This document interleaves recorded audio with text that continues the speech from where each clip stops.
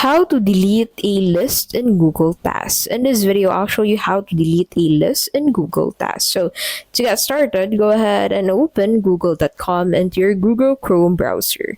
Now, once you're signed in, go ahead and click on this apps icon at the top right of your screen, and then go ahead and look for Google Tasks from this list.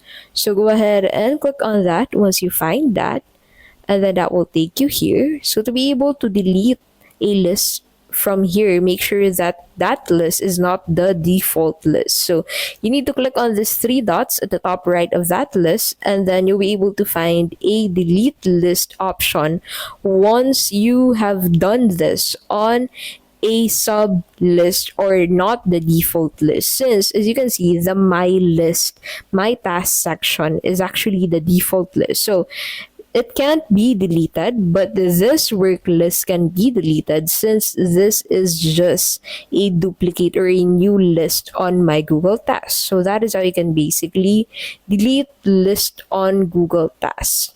So you need to go ahead and confirm the deletion by clicking on this delete button to be able to completely delete it. If this video was helpful, please don't forget to give this video a like and subscribe for more videos like this.